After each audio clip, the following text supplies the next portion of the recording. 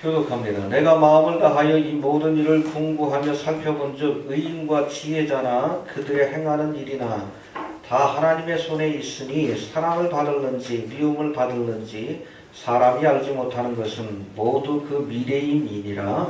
모든 사람에게 임하는 모든 것이 일반이라. 의인과 악인이며 선하고 깨끗한 자와 깨끗지 않은 자며 제사를 드리는 자와 제사를 드리지 아니하는 자의 결국이 일반이니 선인과 죄인이며 맹세하는 자와 맹세하기를 무서워하는 자가 일반이라. 모든 사람의 결국이 일반인 그것은 해 아래서 모든 일 중에 악한 것이니 곧 인생의 마음에 악이 가득하여 평생에 미친 마음을 품다가 후에는 죽은 자에게로 돌아가는 것이라. 모든 산자 중에 참회한 자가 소망이 있음은 산 개가 죽은 사자보다 나음이니라. 무릇 산 자는 죽을 줄을 알되 죽은 자는 아무것도 모르며 다시는 상도 받지 못하는 것은 그 이름이 잊어버린 바 됨이라. 그 사랑함과 미워함과 시기함이 없어진 지 오래니 해 아래서 행하는 모든 일에 저희가 다시는 영영이 분복이 없느니라. 너는 가서 기쁨으로 내 식물을 먹고 즐거운 마음으로 내 포도주를 마실지어다. 이는 하나님이 너희 하는 일을 벌써 기쁘게 받으셨음이니라. 내 의복을 항상 희애하며 내 머리에 향기름을 그치지 않게 할지니라.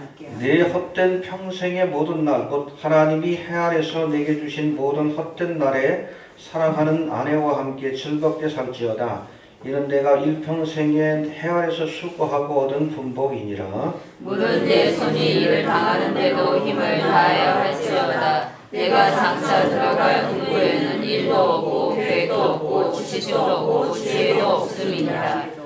내가 돌이켜 해 아래서 보니 빠른 경주자라고 선착하는 것이 아니며 유력자라고 전쟁에 승리하는 것이 아니며 지혜자라고 식물을 얻는 것이 아니며 명철자라고 재물을 얻는 것이 아니며 기능자라고 은총을 얻는 것이 아니니 이는 시기와 우연이 이 모든 자에게 임함이라. 대저 사람은 자기의 시기를 알지 못하나니 물고기가 재앙의 우물에 걸리고 새가 울레에 걸린 같이 인생도 재앙의 날이 후련히 임하면 거기 걸리느니라. 아멘.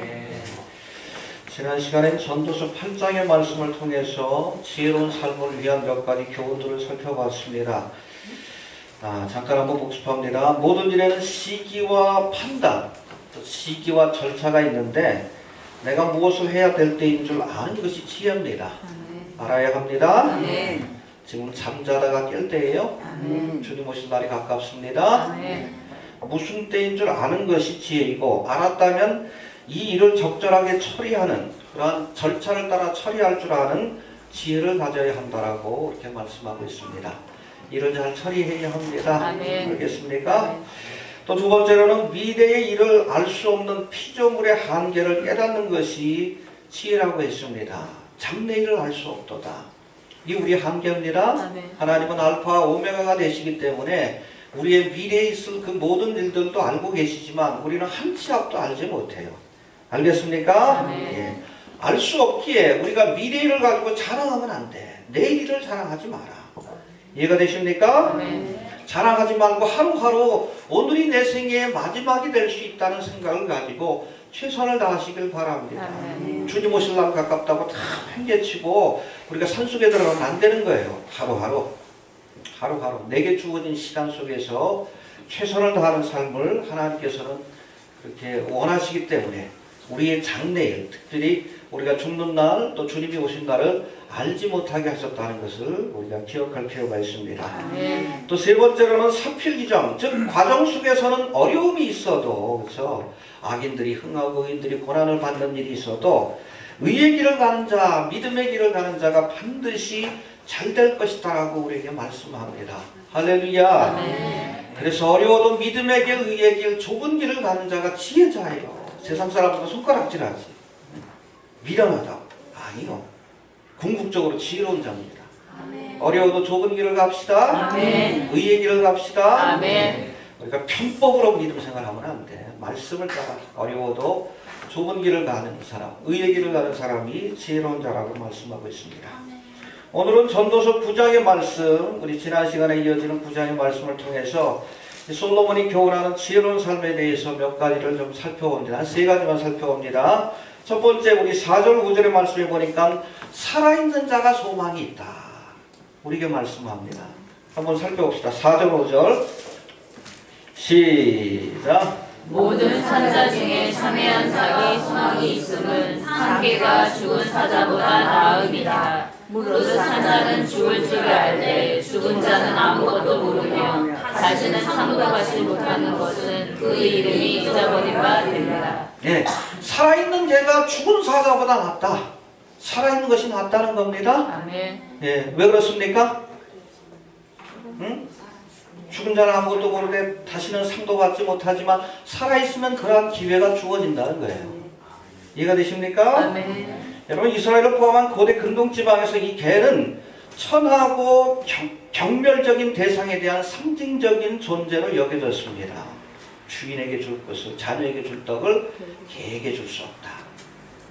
이방인들은, 유대인들은 개로 여겼죠. 경멸을 상징하는 그런 표현 중에 하나였어요. 이에 반해서 이 사자라는 것은 존귀하고 권능 있는 존재를 상징하는 그러한 짐승으로 여겨졌습니다. 할렐루야. 예. 근데 오늘 본문에서 이 솔로몬은 살아있는 개가 죽은 사자보다 낫다라고 우리에게 말씀합니다. 해봅시다. 살아있는 개가 죽은 사자보다 낫다. 죽은 사자보다 낫다. 이 땅에서 개처럼 천히 여김을 받고 경멸을 받는 일이 있어도 죽어서 더 이상 상을 얻지 못하는, 상급을 기대할 수 없는 이 죽은 사자보다 나은 것이다 라고 우리에게 말씀합니다. 여러분, 이 5절에 등장하는 이 상이라는 단어, 히브리어로 보면 샤카로라고 되어 있는데 품삯, 상급 혹은 보상이라는 뜻을 갖고 있습니다. 해봅시다. 상급과 보상. 예. 즉 산자는 죽을 줄을 알 때, 즉 살아있는 자는 죽을 때까지 일할 수 있는 기회와 또 이 일을 통해서 보상을 얻을 수 있는, 상급을 얻을 수 있는, 이해가 되십니까? 살아있는 동안에는 우리가 주님을 위해서 충성할 수 있고 또 거기에 대한 상급을 얻을 수 있는 기회가 주어져요. 이해가 됩니까? 그러나 죽은 자는 아무것도 모르며 다시는 상을 받지 못한다. 더 이상 기회가 주어지지 않는다. 그런 거로 산개가 죽은 사자보다 낫다라고 말씀하는 거예요. 이해가 되십니까? 우리 10절의 말씀에 보니까 내가 장차 들어갈 음부에는 일도 없고 계획도 없고 지식도 없고 지혜도 없다라고 말씀합니다. 살아있는 동안에만 일할 수 있는 기회가 주어진다. 해봅시다. 살아있는 동안에만 일할 수 있는 기회가 주어진다. 우리 찬송했죠. 어두운 밤 시대니 어땠습니까? 주님 오시면 더 이상 우리가 주님을 위해서 충성할 수 있는, 또 일할 수 있는 기회가 주어지지 않는 거예요. 이 기회를 허비하지 말고 열심히 수고함으로 주님께서 다시 오실 때 주실 이 상을 얻기 위해서 애써야 한다는 겁니다. 할렐루야. 아멘. 여러분, 마태복음 25장에 등장하는 이 달란트의 비유, 여러분 마태복음 24장은 감남상강합니다. 그래서 종말의 때에 있을 말세에 대한 여러 가지 징조들에서 설명하고 또 이 마지막 때를 사는, 또 종말의 때 우리가 바라보는 성도들이 어떠한 믿음의 자세로 살아야 할지에 대해서 25장에서 그렇죠? 열처녀의 비유와 달란트의 비유, 양과 염소의 비유를 통해서 우리에게 교훈하시는 거예요. 연결이 되어 있는 겁니다. 두 번째 비유가 달란트의 비유인데, 한 주인이 타국으로 떠나면서 종들에게 각각 금 5달란트와 2달란트와 1달란트를 맡겼다고 했어요. 왜 그렇습니까? 종들의 충성됨을 시험하기 위한 거예요.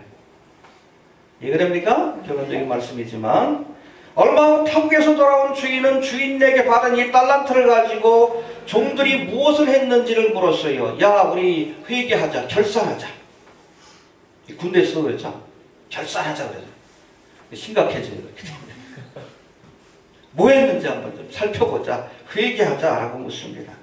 그리고 그 결과 주인 준 달란트를 가지고 열심히 일하여 이익을 남긴 종들 5달란트를 더 남겼나이다, 2달란트를 더 남겼나이다. 이들은 칭찬과 함께 상급을 받았어요. 착하고 충성된 종아. 할렐루야. 아멘. 적은 것에 충성하였으므로 큰 것을 맡기노라. 할렐루야. 우리가 이 땅에서 주어진 일에, 주님 맡기신 일에 충성하면 우리가 하나님의 나라에 가서 천년왕국이 임할 때 하나님의 나라에 가서 큰 것을 우리가 주님께로부터 받게 되는 거예요. 아멘. 여러분 충성자에게 주시는 가장 큰 상급은 더 큰 일을 맡기는 겁니다. 아멘. 세상에서도 그렇죠? 아멘. 평생원으로 열심히 일하면 과장도 맡기고 부장도 맡기고 나중에는 회사 전체를 맡기는 사장이 되기도 하잖아요. 하나님도 그렇습니다. 그래서 이 땅에서 여러분 우리가 이 달란트에 충성해야 되는데 얼마나 충성했는가에 따라서 하나님의 나라에 가서 천년왕국에 가서 우리가 주님 앞에 받는 상급이 달라요. 더 큰 일을 맡겨주십니다. 아멘. 할렐루야. 네. 아무튼 주인이 준 달란트를 가지고 열심히 일하여 이익을 남긴 종들은 칭찬과 상급을 받았지만 이 달란트를 묻어두고 아무 일도 하지 않았던 이 종, 한 달란트 맡았던 이 종은 그 맡겼던 달란트마저 빼앗기고 바깥 어두운 곳으로 쫓겨났다라고 성경은 말씀하고 있습니다. 여러분 주인이 잠시 타국을 떠났다가 돌아오기까지의 그 시간은 종들에게 주어진 기회입니다. 해봅시다. 기회를 주신 것이다. 기회를 주신 것이다. 무슨 기회? 우리의 충성됨을 보여줄 수 있는 기회. 한 걸음 더 나가서 주님의 상급을 얻을 수 있는 기회를 주신 거예요. 알겠습니까? 예수 믿고 곧바로 주님께서 데려가면 좋겠는데 왜 우리를 남겨놓은가? 그런 건 아니에요. 주님을 위해서 충성할 수 있는 기회. 또 하나님 나라에서 상급을 얻을 수 있는 기회를 주신 겁니다. 할렐루야. 예. 믿습니까? 한 달란트 맡은 자가 심판을 받은 것은 바로 이 소중한 기회를 땅에 묻어두고 허비했기 때문임을 기억할 수 있게 되기를 바랍니다. 알겠습니까? 잘 들으세요. 우리가 살아있는 동안만, 즉 주님께서 다시 오실 그 순간까지만, 우리가 먼저 가든 주님이 다시 오시든지 우리에게 일할 수 있는 기회가 주어진다는 것을 기억할 수 있게 되길 바랍니다. 그때까지만 일할 수 있는 거예요. 믿습니까? 아멘. 그리고 우리가 주어진 일에 얼마나 충성했는가에 따라서 상급이 결정될 겁니다. 뭘 산 자는 죽을 줄을 알되 죽은 자는 아무것도 모르며 다시는 상도 받지 못하나니. 그 말씀이 그런 뜻이에요. 주님 오시면 더 이상 기회가 주어지지 않는다는 거예요. 내 손이 일을 당하는 대로 힘을 다하여 할지니라. 아직 기회가 있을 때 열심히 일하시고 열심히 우리가 주님 앞에 충성하심으로 주님 다시 오실 때에 칭찬받는 성도가 되어야 합니다. 착하고 충성된 종이 착한 거예요. 악하고 게으른 게 악한 겁니다. 알겠죠? 네. 게으른 게 악한 거예요. 여러분 열심히, 어떤 사람은 주님 오시려 가깝다니까 공부할 필요도 없고 그냥 다 포기하려고 해. 심각해져요. 주님 앞에 설 때. 왜 주어진 일에 최선을 다하지 않았느냐, 충성하지 않았느냐, 악하고 게으른 종. 이거 어떡할 거예요? 열심히 사세요? 아멘. 종말의 때가 다가왔으니까 대충 살아도 좋다. 누가 그래? 더 열심히 살아야지. 우리에게 주어진 시간이 얼마 안 남았잖아. 더 열심히 살아야지. 더 열심히 주어진 일에, 내게 주어진 일에 최선을 다하고 또 하나님의 사역도 우리가 최선을 다하고 해봅시다. 열심히 살자. 열심히 살자. 옆에 분한테 좀 인사합시다. 열심히 삽시다. 열심히 살자. 그렇습니까? 열심히 살아야 돼. 종말의 때를 바라보는 성도들은 더 열심히 살아야 돼. 더 열심히. 이해가 됩니까? 네. 아무튼 산 개가 죽은 사자보다 낫다. 왜요? 아직 기회가 있기 때문에. 회개할 기회도 주어지고 주님을 위해서 일할 수 있는, 충성할 수 있는, 또 상급을 얻을 수 있는 기회가 아직도 우리에게 좀 남아 있습니다. 이 기회를 선용하는 성도가 될 수 있기를 바랍니다. 또 두 번째 우리에게 주신 교훈은 즐거움으로 낙을 누리라. 누릴 줄 아는 자가 지혜자라고 말씀합니다. 해봅시다. 누릴 줄 아는 자가. 누릴 줄 아는 자가 지혜로운 사람이다. 지혜로운 사람이다. 여러분 고난이 많은 인생이지만 그 가운데 하나님이 허락하신 즐거움들이 있어요. 먹는 즐거움도 있고 가정을 통해서 누리게 하는 그런 즐거움도 있고. 이 낙을 누릴 줄 아는 자가 지혜자라고 말씀합니다. 여러분 기독교는 금욕의 종류가 아니에요? 동의하지 않습니까? 금욕의 종류가 아니에요. 불교처럼 그냥 뭐 10번에 이르려면 고기도 먹지 말아야 되고 장가도 가지 말고. 아니요. 필요해서 뭐 금식 기도를 할 수 있지만, 알겠습니까? 그건 뭐 주어진 기간에만 하는 것이고, 일반적으로 하나님께서 주신 것들을 누리라고 하십니다. 할렐루야. 네. 여러분, 성령의 9가지 열매 가운데 하나가 절제이지만 절제와 금욕은 엄연히 다른 겁니다. 하나님이 허락하신 것들을 기쁨으로 누리는 것도 하나님을 기쁘시게 하는 방법 중에 하나입니다. 감사함으로 누리십시오. 음식 대할 때마다 감사합니다. 하나님 기뻐하셔요. 믿습니까? 우리 좀 좋은 데서 여행 가면 하나님이 이렇게 아름다운 자연을 이렇게 지으시고 이렇게 누리게 하셨네요. 그 모습을 보고 하나님도 기뻐하시는 거예요. 우리 부모들이 그렇잖아. 우리 자녀들이 그냥 차려진 음식 잘 먹는 거 보고 안 먹어도 배부르잖아요. 그렇죠? 저도 가끔 요리해 보니까 그거 알아요. 잘 먹어야 돼.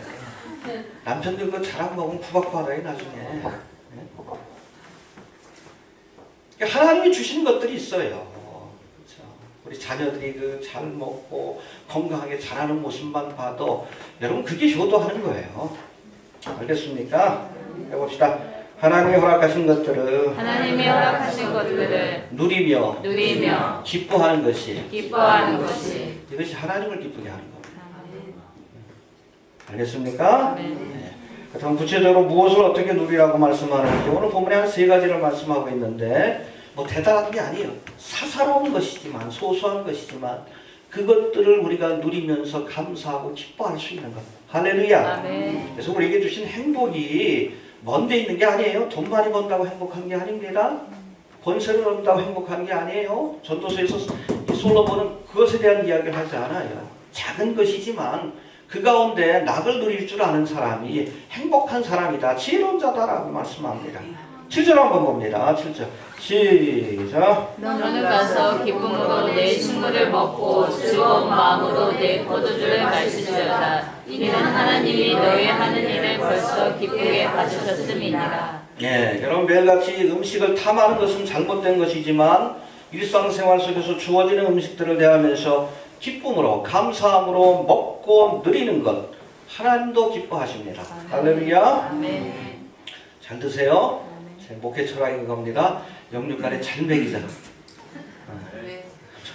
잘 먹어야 열심히 일하자. 알겠습니까? 네. 러시아 선교사로 있을 때 생긴 버릇이 하나 있어요. 스트레스를 받으면 시장에 나갑니다.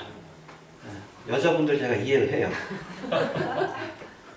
답답하면 그냥 어떻게 저거 할 수가 없어. 시장에 나가. 여기 보면은 뭐 여러 가지 것들이 철마다 나오잖아요. 그렇죠? 과일들도 채소들도 뭐 생선들도 보는 것만 해도 신기해. 그렇죠? 볼 때마다 하나님이 참 우리에게 다양한 먹거리를 주셨구나. 할렐루야. 저도 그래서 뭐 해외에 나갈 일이 있으면 제일 먼저 시장을 가고 싶어요. 사람들이 북적대는 그거 또 그냥 거기서 나오는 것들이 뭐가 있고 무엇을 먹고 어떻게 사는지. 그게 여행의 기쁨이지. 알겠습니까? 예. 몸에 필요한 단순한 양식을 주신 것이 아니라 하나님 우리에게 철마다 다양한 먹거리를 통해서 먹는 즐거움을 누리게 하셨습니다. 할렐루야. 해봅시다. 먹는 즐거움을 누리게 하셨다. 감사함으로 누리시길 바랍니다. 그래서 뭐 살기 위해서 먹냐, 먹기 위해서 사느냐, 먹기 위해서 산다는 사람들도 있는데 여하튼 그런 말이 나올 만큼 하나님은 우리에게 다양한 먹거리를 주셨어요. 여러분 우리가 매일같이 식탁을 대할 때마다 이런 은혜를 주신 하나님께 감사함으로 누리시길 바랍니다. 할렐루야. 이따가도 점심 맛있게 드세요. 또 두 번째, 아름답게 단장하라라고 말씀하고 계십니다. 여러분 좀 꾸밀 줄 알아야 돼. 너무 이상하게 꾸미지 마시고 8절 한번 봅니다. 8절 시작. 내 의복을 항상 희게 하며 내 머리에 향기름을 그치지 않게 할지니라. 예, 자신을 단정하게 단장할 줄 아는 자, 몸과 의복을 항상 청결하게 유지하고 단장할 줄 알아야 한다라고 말씀합니다. 사실은 겉모습을 단장할 줄 알아야 마음도 단장할 줄 아는 거예요. 이해가 되십니까? 혹시 기억나십니까? 예전에 보면 그 교회에서 제가 뭐 고등학교 때부터 신앙생활 했는데 여자 전도사님들 가운데 가끔 흰 저고리에 까만 치마. 까만 치마 입고 다니시던 분들이 계셨어요. 요즘 못 보셨죠? 예, 요즘. 기억나시는 분들은 나이 드신 분들이에요. 이 카톨릭 수녀처럼 뭐 세상과 떠났다. 혹은 뭐 내가 하나님의 선택받은 종이다. 그런 의미로 이렇게 입고 다녔는데 사실 이건 성경이 권면하는 모습도 바람직한 모습도 아닙니다. 여러분 예수님은 공생의 기간 동안에 구별된 옷을 입고 다니시지 않으셨어요? 알겠습니까? 누가 구별된 옷을 입었어? 바리새인 척이 욕먹었어.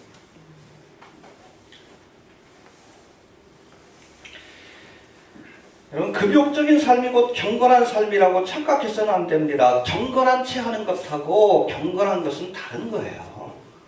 알겠습니까? 구별된 옷으로 세상 사람들에게 이질감을 주기보다는 단정한 모습으로 호감을 주는 성도가 되어야 할 줄로 이렇게 믿습니다.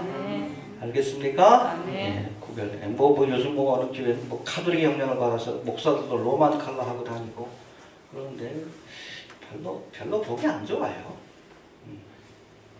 교회에서 무슨 뭐 세례 예식이나 뭐 예식을 치를 때는 그때는 뭐 예복을 입어야 되겠지만 평상시에도 그렇게 입고 다니는 건 문제가 있습니다. 개신교의 정신하고도 틀려요. 예수님의 생각하고도 틀립니다. 알겠습니까? 하지만 주어진 옷을 단정하게 입고 자신을 꾸밀 줄 아는 사람, 여러분 하나님께서 원하시는 모습임을 기억하시길 바랍니다. 아가서 1장에 보면 솔로몬 왕이 아름답게 단장한 이 술람미 여인을 보면서 칭찬하는 말씀이 나와요. 한번 봅시다. 바로 뒤에 있으니까. 아가서 우리 1장 9절부터 한번 볼까요? 여기 보면 솔로몬이 이 술람미 여인을 칭찬하는 말도 나오고 또 반대로 술람미 여인이 신랑 되신 예수님을 칭송하는 모습도 나옵니다. 9절부터 한번 봅시다.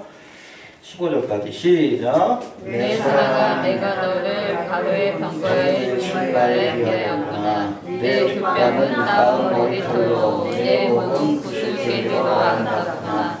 우리가 너를 위하여 금사슬을 은을 박아 만들리라. 왕이 상에 앉았을 때에 나의 나도 기름이 향기를 토하였구나. 나의 사랑하는 자는 내 품 가운데 모략향낭이요 나의 사랑하는 자는 내게 엔게디 포도원의 고별과 송이로구나. 내 사랑아 너는 어렵고 어렵구나. 내 눈이 비둘기 같구나. 거기까지만 봅시다.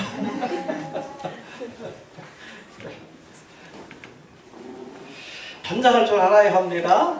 우리가 흔히 휴거의 장관을 기다리는 교회를 신랑 되신 예수님을 맞이하는 그 뭐 신부로, 그래서 뭐 가끔 그런 제가 뭐 좋아하는 표현은 아니지만 신부 단장을 해야 된다는 표현을 하죠. 해봅시다. 신부 단장을 하고 기다려야 한다. 우리의 몸과 마음을 아름답게 단장하여 오시는 주님을 기쁨으로 영접해야 한다는 뜻일 겁니다. 할렐루야. 예. 우리의 겉모습도 단장할 줄 알아야 내 마음도 좀 단장할 줄 아는 거예요. 알겠습니까? 좀 꾸밀 줄 알아야 합니다. 지나친 건 좀 문제가 있지만 여자든 남자든. 알겠습니까? 예.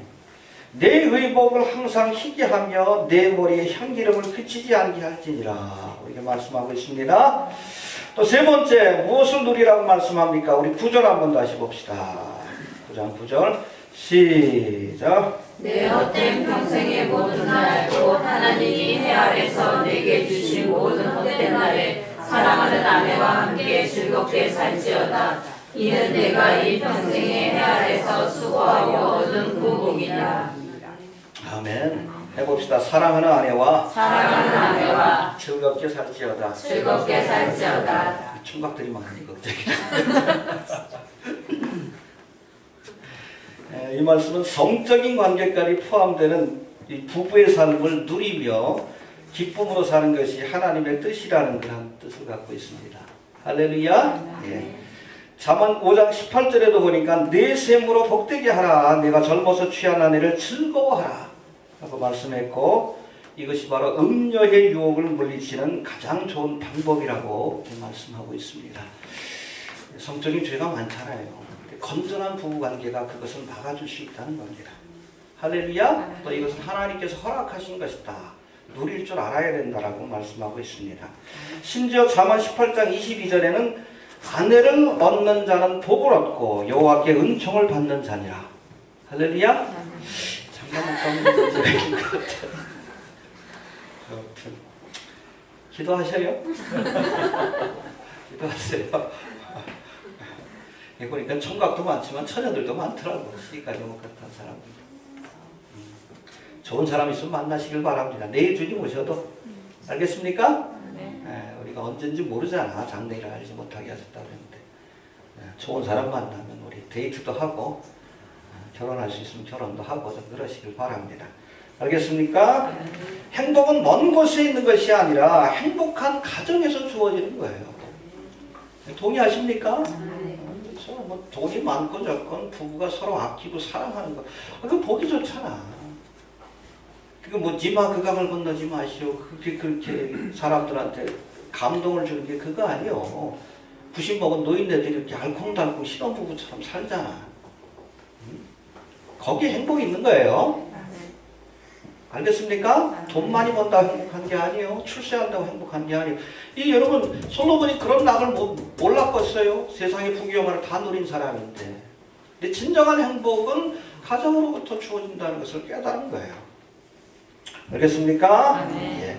부부가 서로 아끼고 사랑하는 가운데 기쁨과 행복이 주어지는 것이고 이것이 바로 하나님 주신 분복이라고 우리에게 말씀하고 있습니다. 여하튼 누리십시오. 아멘. 주신 음식들을 누리시고 또 예쁘게 좀 단장하시고 부부간에도 서로 사랑하면서 그렇게 아름답게 사시고 주님께서 주신 것들을 누릴 줄 아는 지혜로운 자가 좀 될 수 있길 바랍니다. 예. 세 번째 교훈은 모든 일에는 시기와 우연이 있다라고 말씀하고 있습니다. 해봅시다. 모든 일에는 시기와 우연이 있다. 11절에 아주 유명한 말씀, 또 제가 좋아하는 말씀이 등장하는데 한번 좀 봅시다. 11절 시작. 내가 돌이켜 해 아래서 보니 빠른 경주자라고 생각하는 것이 아니며 위력자라고 전쟁에 승리하는 것이 아니며 지혜자라고 신물을 얻는 것이 아니며 명철자라고 재물을 얻는 것이 아니며 기능자라고 정을 입는 것이 아니니 이는 시기와 우연이 모든 자에게 임합니다. 이해가 되십니까? 말씀의 의미를 이해하시겠죠? 그렇죠? 빠른 경주자라고 꼭 1등으로 들어오는 것은 아니고 유력자라고 전쟁에서 이기는 것도 아니고 왜? 우연과 시기가 있기 때문에. 알겠습니까?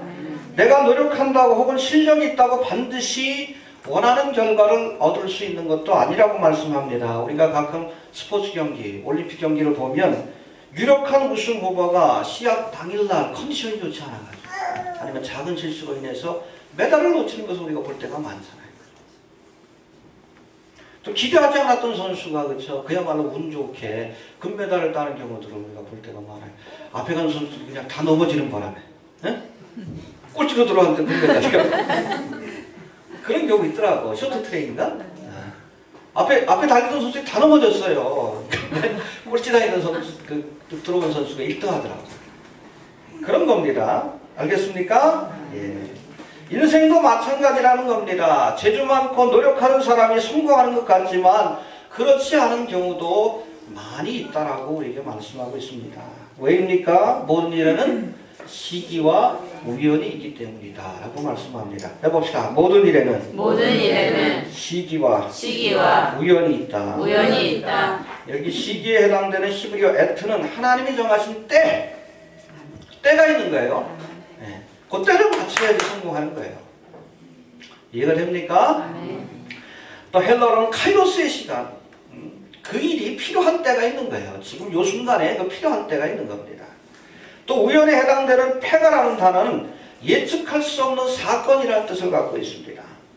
재주가 많고 능력이 많아도 예측할 수 없는 우연한 사건으로 인해서 혹은 때가 맞지 않아서 원하는 결과를 얻지 못할 수 있다는 겁니다. 다시 말해서 성공을 거두기 위해서는 우리의 능력과 노력만 가지고는 안 되고, 잘 들으세요. 시기와 우연까지도 주장하시는 하나님의 도우심이 필요하다. 아멘. 그래서 믿는 자에게 우연은 없어요. 다 필연입니다. 그래서 요셉이 감옥에서 술 맡은 관원 만나가지고 그 꿈을 해석해줘요. 우연이 아니에요. 그 일이 있은 뒤에 2년 뒤에 바로왕의 꿈을 해석함으로 총리 대신이 되잖아. 누가 역사하신 겁니까? 하나님. 그 시기와 우연을 누가 만드신 거예요? 하나님. 하나님이 주장하셔요. 그래서 하나님을 섭리 하나님, 프로비던스라고 그러죠. 그 모든 것들을 합력하여 선을 이루시는 분이라고 말씀합니다. 내가 노력한다고 되는 게 아닙니다. 재능이 많다고 되는 것도 아니에요. 하나님이 도와주셔야 돼요. 그래서 우리 127편 시편의 말씀에 유명한 게 있죠. 여호와께서 집을 세우지 아니하시면 세우는 자의 수고가 헛되고 여호와께서 성을 지키지 아니하시면 하수꾼의 경성함이 허사로다. 너희가 일찍 일어나고 늦게 누우며 수고의 떡을 먹음이 헛되도다. 하나님이 지켜주시고 세워주셔야 한다는 거예요. 아멘. 하나님이 도와주셔야 합니다. 아멘. 그걸 아는 게 지혜예요. 아멘. 알겠습니까? 아멘. 우리 동양에도 그런 말이 있잖아요. 진인사대천명. 모사는 제인하고 삼사는 제천하니 진인사대천명이라. 그렇죠? 사람이 계획을 세워도 뜻을 이루는 것은 하늘이니 사람의 할 도리를 다하고 그리고 하늘의 뜻을 기다려야 한다. 지혜로운 사람은 그걸 아는 거예요. 노력하고 수고한다고 재능이 있다고 되는 게 아니기 때문에 하나님이 도와주셔야 합니다. 아멘. 그걸 알아야 지혜자예요. 하나님이 도와주시면 조금 내가 부족해도, 그렇죠? 아멘. 조금 내 수고가 좀 부족해도, 내 능력이 부족해도 우리가 기대하지 못했던 놀라운 결과를 얻도록 하나님이 역사해 주실 줄로 이렇게 믿습니다. 네.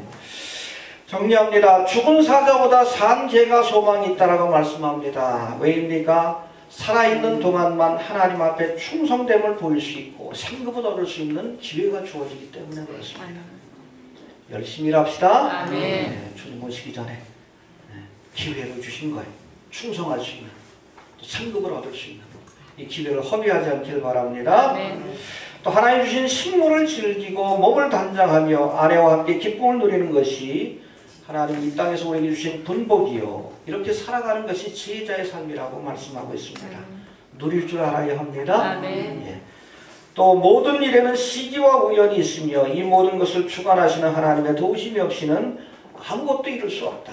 내 노력만 가지고 내 능력만 가지고 되는 것이 아니라 하나님이 도와주셔야 한다. 아멘. 이걸 여러분 깨닫고 인정하는 것이 지혜자의 삶인 것을 기억할 수 있게 되길 바랍니다. 아멘. 알겠습니까? 아멘. 네, 주신 말씀 붙들고 다 같이 한번 기도합니다.